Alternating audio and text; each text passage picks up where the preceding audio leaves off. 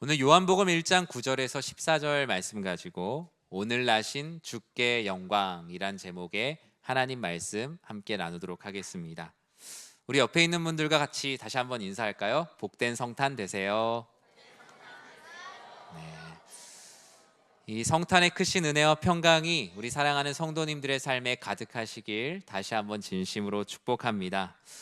우리는 지난 대림절 4주의 시간을 보냈습니다. 그런데 어쩌면 우리의 삶이 큰 대림절이에요. 주님의 다시 오심을 기다리는 것, 우리의 인생 자체가 예수님의 다시 오심을 기다리는 큰 대림절이고, 우리가 지난 4주 동안 오늘 주님의 성탄을 감사하는 마음으로 기다렸던 그 대림절은 또 하나의 작은 대림의 시간입니다. 우리의 마음 문을 두드리시는 주님의 음성을 들으며 또 평화의 주님께서 오셔서 우리의 막힌 담을 허물어 주시고 온전케 하실 것을 믿으며 또 우리의 비천함을 돌아보사 우리를 역전의 기쁨으로 인도해 주실 것을 소망하며, 그리고 무엇보다 하나님이 나를 사랑하신 사랑으로 서로 사랑하는 주님을 맞을 마지막 준비를 하며 우리는 4주간의 시간을 달려왔어요. 말씀의 제목처럼 우리는 오늘 나신 주님께 영광 올려드리고자 이 자리에 모였습니다. 여러분 모두가 주님께서 너무나 기뻐하시는 주님의 백성입니다. 이 성탄 예배에서 축하만큼 중요한 것은 하나님이 왜 우리들에게 독생자 예수 그리스도를 보내셨는가가 중요하죠. 여러분, 그림을 두 개 볼게요. 1600년대에 그린 이탈리아 화가 지오반니 람프랑코가 그린 목자들의 경배라는 그림입니다. 저 가운데 빛나는 곳에 누가 계실까요? 네. 이렇게 대답을 하니까 너무 좋네요. 여러분 매주 오세요. 네. 매일 저 혼자 북치고 장구치고 하고 있거든요. 네.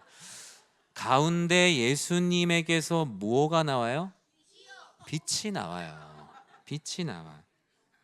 찬란한 아기 예수님이 마리아 어머니의 품에 안겨 있어요. 그리고 주변에 주님을 경외하는 마음으로 달려온 목자들이 있어요.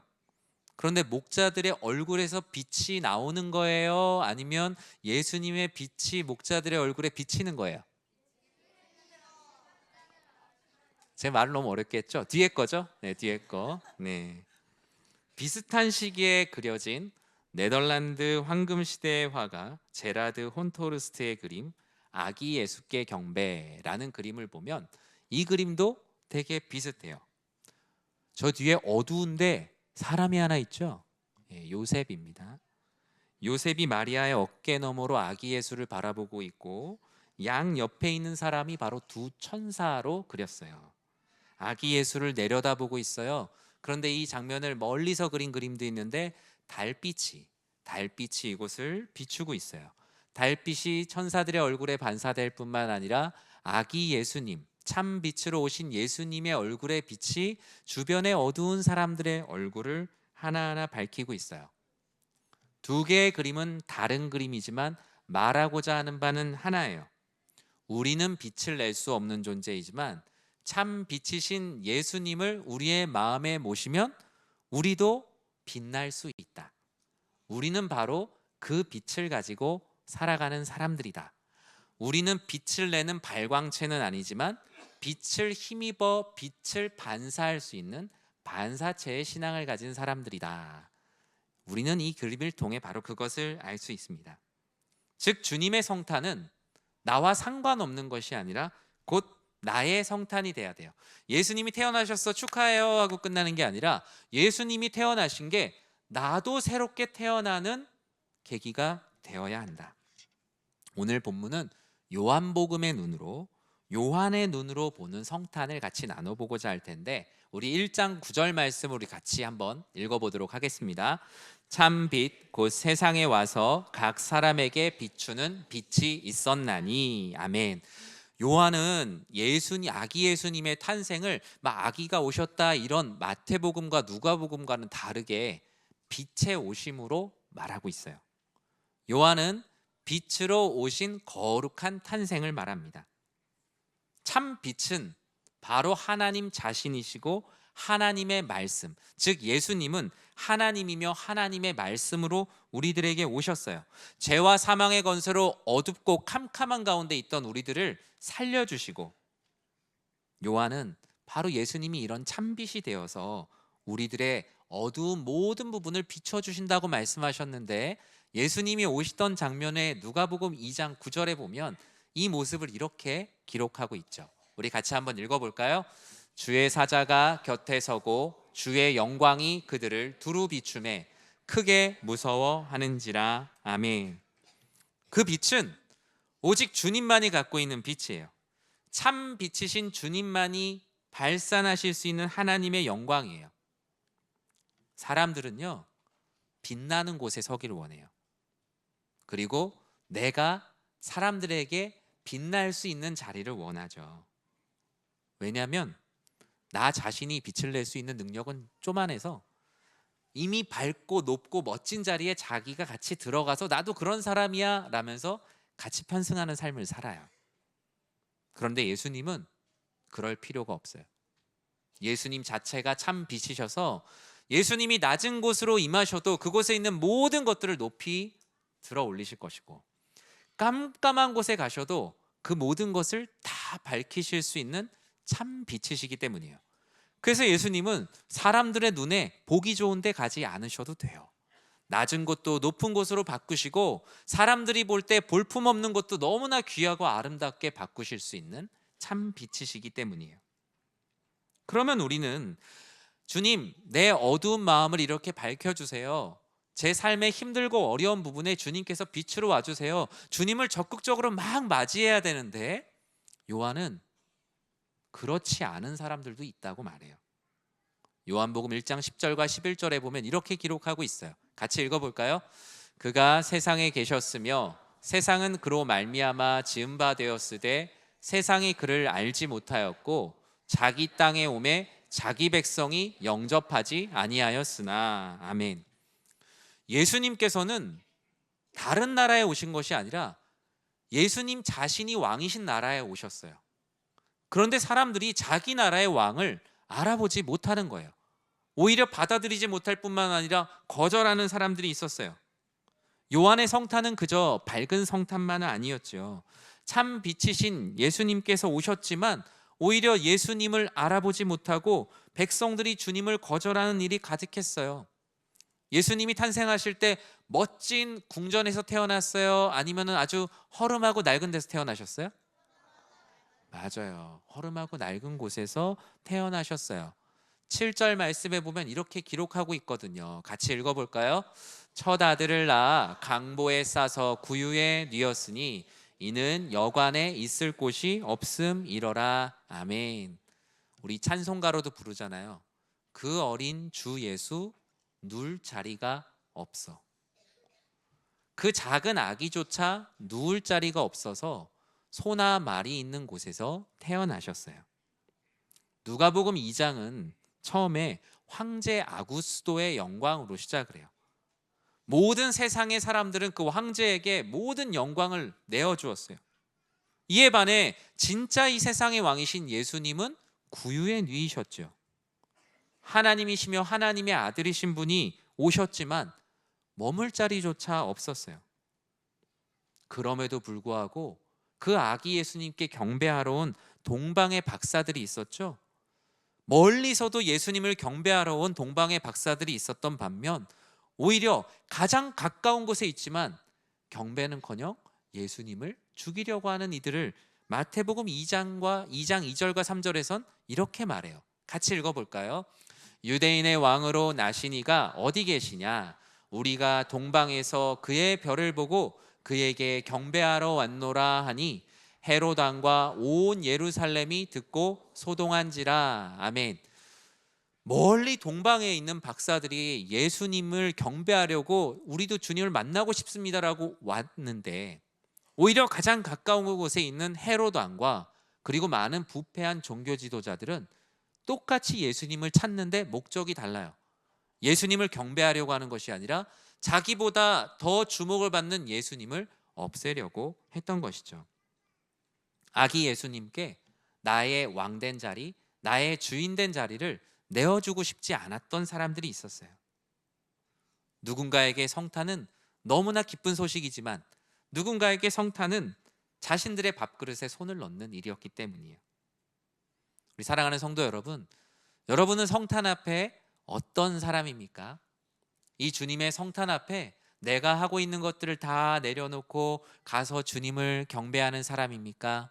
아니면 이 성탄이 나에게 피해가 될까 봐 오히려 그 성탄에 관심 없이 무관심하게 살아가고 있지는 않습니까? 우리는 믿음으로 주님의 성탄을 온몸으로 맞이해야 하는 거예요. 그렇게 온몸으로 맞이하는 것을 우리는 성탄을 영접한다라고 말해요. 성탄의 기쁨을 영접하는 자들에게 오늘 본문 12절과 13절은 이런 축복을 약속하셨어요. 같이 읽어볼까요? 영접하는 자, 곧 그 이름을 믿는 자들에게는 하나님의 자녀가 되는 권세를 주셨으니 이는 혈통으로나 육정으로나 사람의 뜻으로 나지 아니하고 오직 하나님께로부터 난 자들이니라. 아멘. 여러분, 예수님이 여러분의 구원자이심을 믿으세요? 네, 그것이 바로 영접된 성탄, 예수님이 나를 위해서 이 땅에 오셨다라는 그 진리를 맞이하는 거예요. 영접은 맞이한다는 뜻이거든요. 빛이 오셨지만 거절을 당하셨다라고 얘기해요. 그러나 우리 사랑하는 이곳에 모인 성도님들처럼 빛 대신 주님을 간절히 기다린 사람들이 있어요. 영접하기를 간절히 기다린 사람들. 근데 12절에 보면 영접하는 자, 그 이름을 믿는 자들에게는 할 때 앞에 접속사가 하나 우리 한글 성경에는 그 해석이 안 돼 있어요. 그건 바로 어떤 접속사냐면 바로 그러나라는 거예요. 그러나. 앞에 있는 많은 사람들은 성탄을 거절했다. 그러나 영접하는 자, 그러나 주님의 오심을 맞이하는 자들, 그 이름을 믿는 자들에게는 하나님의 자녀가 되는 권세를 주신다고요. 저는 우리 사랑하는 이곳에 모인 모든 성도님들이 하나님의 자녀가 되는 축복을 날마다 누리시길 진심으로 축복합니다. 요한이 맞이하는 영접은 그냥 어서 오세요 라고 얘기하는 단순한 환영이 아니에요. 아마 이걸 해본 분과 안 해본 분으로 나이가 확 갈릴 수 있어요. 여러분, 유명한 막 금메달 따고 이렇게 온 사람 있으면 학교에서 어디부터 어디까지 가서 줄 서 있으라고 하고 태극기 막 흔들어 보고 이런 분들 있으시죠? 네, 아마 어른들이실 거예요. 우리 친구들은 안 흔들어 봤죠? 네, 아마 그거 왜 흔들지? 아마 그렇게 생각할 거예요. 거기에는 진짜로 기뻐서 막 흔드는 사람도 있었지만 어쩔 수 없이 나와서 1학년 1반은 여기 쓰고 2반은 여기 쓰고 이렇게 해서 어쩔 수 없이 나와서 흔들고 있는 사람들도 있었을 거예요. 예수님이 우리를 위해서 십자가에 못 박히시기 위해, 우리를 구원하시기 위해 오시는 그 성탄을 우리는 정말 기쁨으로 환영하고 있는가? 아니면 억지로 나와서 다른 사람들이 그냥 예배드리니까, 그냥 성탄절이니까 나와서 예배드리고 있는가? 우리는 성탄을 영접하는 참된 성도로 살아야 해요. 요한은 마지막으로 우리들에게 이렇게 말해요. 우리 14절 말씀을 같이 한번 읽어보겠습니다. 말씀이 육신이 되어 우리 가운데 거하심에 우리가 그의 영광을 보니 아버지의 독생자의 영광이요 은혜와 진리가 충만하더라. 아멘. 요한의 성탄은 바로 지금 우리 가운데 거하는 성탄의 기쁨이 우리 안에 있어야 된다라고 말해요. 예수님의 성탄과 우리는 상관없는 게 아니에요. 예수님의 성탄은 독립적으로 존재하는 사건이 아니라 예수님의 성탄은 곧 나의 성탄이 되는 거예요. 예수님이 이 땅 가운데 오셔서 나도 새롭게 태어나야 돼요. 다시 엄마 뱃속에 들어갔다 나오는 게 아니라 우리가 예수님 안에서 날마다 어제보다 더 새로운 모습으로 주님을 사랑하는 새로운 탄생이 필요해요. 주님께서 하나님의 말씀이 육체를 입고 이 땅에 오셨다라고 말해요. 그리고 말씀이 육신이 되어 우리 여러분들의 마음 가운데 텐트를 치세요. 예수님께서 말씀하세요. 내가 이제 너의 삶에 텐트를 치고 너와 함께 살고 싶다. 내가 너와 함께 동행하길 원한다라는 것이 바로 예수님의 성탄이 우리의 삶에 임하는 거예요. 우리 친구들은 잘 모르겠지만 예전 어르신들이 잘 알고 있는 가수 남진 씨의 님과 함께란 노래가 있죠. 아마 여기 앞에 있는 분들 마이크 들으면 거의 뭐 열의 아홉은 다 부르실 수 있을 거예요. 저 푸른 초원 위에 뭘 짓죠? 그림 같은 집을 짓고 사랑하는 우리 님과 얼마나 같이 삽니까? 한 100년을 살고 싶다고요. 어린이 친구가 얘기를 해갖고 네. 주님이 오히려 우리에게 거꾸로 이 노래를 들려주시죠.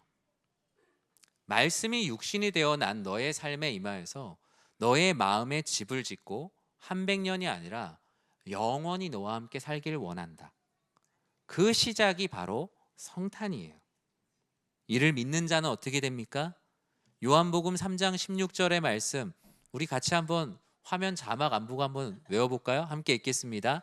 하나님이 세상을 이처럼 사랑하사 독생자를 주셨으니 이는 그를 믿는 자마다 멸망하지 않고 영생을 얻게 하려 하심이라. 아멘. 이게 성탄의 이유예요. 우리에게 아기 예수님으로 오신 이유고 다시 오실 예수님을 기다리는 이유입니다. 말씀을 맺습니다. 성탄은 예수님의 생일잔치 그 이상의 의미를 갖고 있어요. 요즘 보니까 예수님 생일 카페 같은 것도 만들더라고요. 저기 연남동이나 이런 데 가면 예수님 생일 카페에서 차도 팔고 뭐 그러더라고요.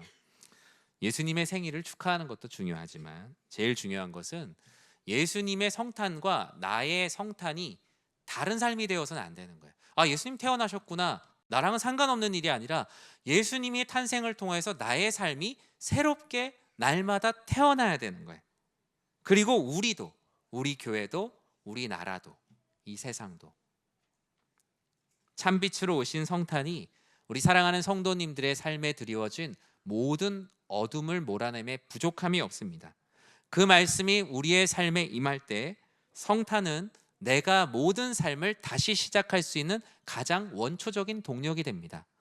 우리 사랑하는 성도님들의 삶이 어떠하든 성탄으로 오신 주님께서 여러분들의 삶을 위로하시고 힘주시고 격려하시고 인도해 주실 것을 믿는 마음으로 나아가는 우리 사랑하는 모든 성도님들 되시길 주님의 이름으로 간절히 축원합니다.